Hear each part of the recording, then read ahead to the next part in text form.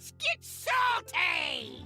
Everyone, Zeddy here again with another Across the Timeways card review, and we have the final Hunter cards to review, including another time-traveling location. Is it any good? They don't seem that great so far. Maybe, probably not, but maybe, you never know, as well as one of my theories of secrets being phased out of Hearthstone has gone to hell because we got a new Hunter secret. So yeah, we'll talk about that, some other cards as well. If you want to win these cards or any of the other cards in this expansion, we're giving away 2 regular pre-orders, 3 mega bundles out of my pocket.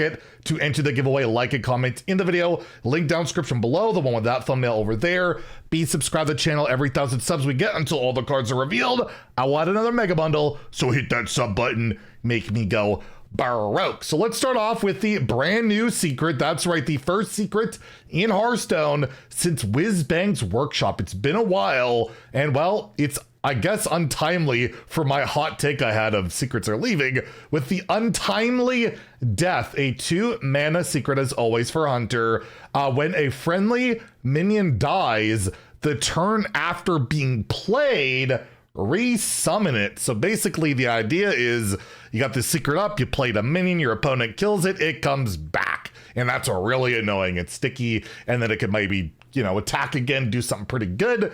And that's about it, right? That's all you're really using.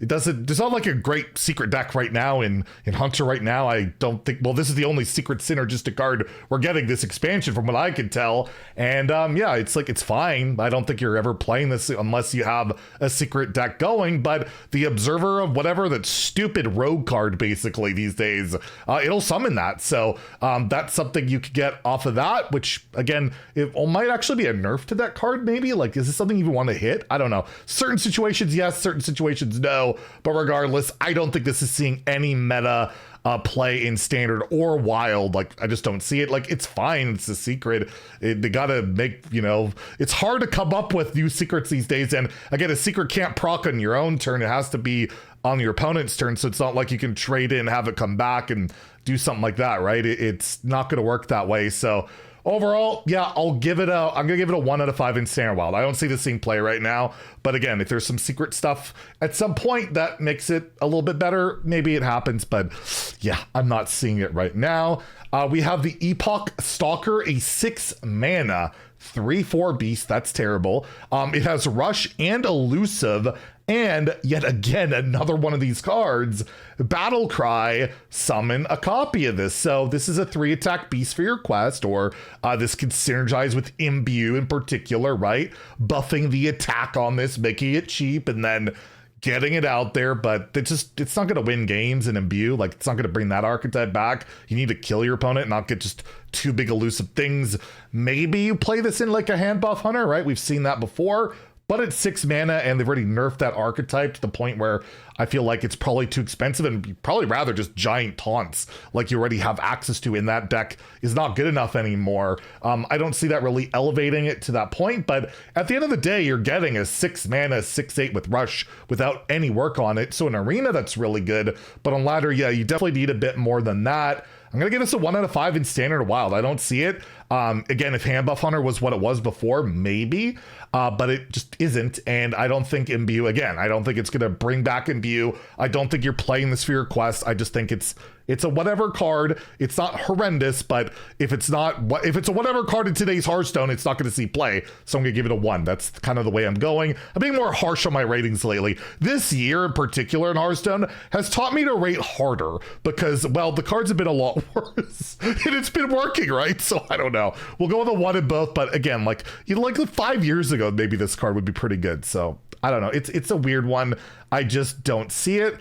Next, we have a card that kind of power creeps on an old card. Ticking Time Bomb. This is a 2 mana 1/1 mech, so obviously not amazing. However, is Death Rattle. Destroy a random enemy minion. I think it was called Spider Bomb, the 3 mana 2/2. I think that had a magnetic though, so that was a bit of an upside. You could just slap it on the mech. This obviously really good with like Death Rattle support. You have the 2-drop that can proc the Death Rattle and kill stuff. You don't have Yodeler, that's in wild, but there's some Death Rattle synergy. Really annoying minion. Random 2-drop could be super annoying to see this spawn as a random 2-drop, but I don't know. I just, again, what Hunter deck is really playing this? It doesn't really fit an aggressive deck. It doesn't really fit Discover Hunter. It doesn't really fit much of anything at the moment, but standalone card, it's 2 mana, you know, Deadly Shot. That's like, can be pretty good. It's that style card has seen play in the past. I just don't know what this goes into, and as a result, I'm going to give it a 2. I think it's a fine card, just probably doesn't have an immediate home right now, unless I'm just missing something. I mean, you can kill it off yourself and do things like that too, but yeah, it's probably just not worth it in today's game. So I'll give it a 2 in Standard, a 2 in Wild, where you got all the mechs and all that stuff that, again, haven't been prevalent in a long time there, but you never know. I just don't think it's a terrible card. I just don't know where it really goes. So I'm going to rate it that way. We have a new 3 mana spell, the Wormhole. It has a rewind on it, and you summon a random 3-cost beast. It attacks a random enemy, so that can go face or hit a minion, and you could get something like Mukla, which is 5/6 and do some damage. But yeah, I don't know, this is kind of like the like half the death rattle off that card they buffed that's really annoying in Arena, but not so good on Ladder, that big taunt, and that effect is not that amazing. It's okay. And yeah, you'll get a random 3-cost beast. If there's nothing on the board, it just goes face, right? If your opponent's not playing anything, you definitely punish them that way. You might just get a Mukla with charge, which is pretty solid. And yeah, you could try again if you get a really bad beast or a bad hit. Could see play. I just, again, what deck wants this? What deck do I want to play this card in today's Hearthstone? I don't see it. Maybe the whole dump your hand Hunter, because this can just go face, and it's relatively cheap, maybe, but as you know, I'm not super sold on that archetype, and I don't think this is elevating that in any significant way to the point where, yeah, I'm gonna get to 1 out of 5 in Standard, and definitely a 1 in Wild, where there are way too many 3-mana beasts. You got Desert Hares out there. I don't want to mess with that. So again, pretty rough cards here, but last, we have the new location. None of them that great. Is this one insane?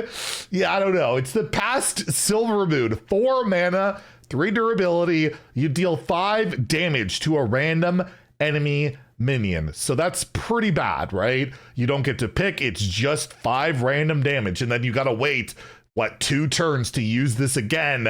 And if you're, well, you're going to see, you're probably going to want to play this in an aggressive deck, but it's a really slow location, right? So anyways, that's not amazing. The next usage though, Present Silver Moon, allows you to deal 5 damage to a random enemy minion again. The excess hits the enemy hero. So you hit something with 1 health, it'll deal 4 damage to the face. But these type of things, you would like to maybe scale it a bit or manipulate it a little bit more than you got, but this could be a face card at this point, right? It can deal damage. And then lastly, you have the Future Silver Moon. The last use deals 5 damage to the lowest health enemy minion. Excess damage hits the enemy hero. So you're guaranteed to get the most damage possible out of this card on the last use. But think about, you got to play this on 4, turn 5, you got to wait, turn 6, then you can hit again, turn 7, you got to wait, turn 8, we're looking at getting the big payoff of like maybe 4 damage, right? Basically 4 damage. That's pretty bad. It's pretty awful, really slow. And for an aggressive deck, like if you're looking at the current like Hunter deck they're pushing, you want to vomit your hand, get things gone. A 4-mana location is not the fastest thing to just get rid of it. It just seems bad. It seems really bad. Like, I mean, you could play 2 of these and it could be a lot of damage over time, but in today's game, like by the mid to late game, all the slower decks are gaining so much armor or health or creating these insane boards that just a bit more burn damage just doesn't really get there. That's why like every deck needs to like OTK in the late game or have like infinite armor gain or a giant scam that a burn aggro deck needs to be really fast. And this doesn't really do that in my opinion. So again, I'm gonna give this a 1 out of 5 in Standard Wild. I think it's insanely slow. The first usage is terrible, and you really need to play this on curve for any chance of this to be remotely good, considering how long you have to wait for like the good parts. Like that just seems bad. Or what if your opponent just doesn't play a minion, right? They don't play a minion, I got nothing to hit. It doesn't even do anything. So yeah, I'm giving 1 out of 5 in Standard and Wild. These are actually some pretty, at least in my opinion, some pretty rough cards. There were some good Hunter cards, but I don't know.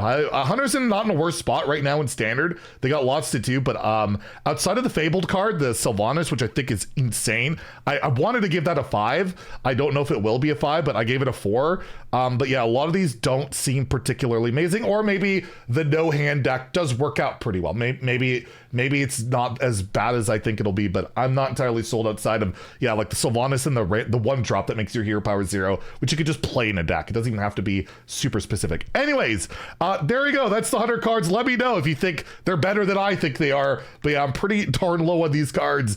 Tune in tomorrow for some more card reviews. If you enjoyed the video, please like and subscribe. Have a great day and stay salty, my friends.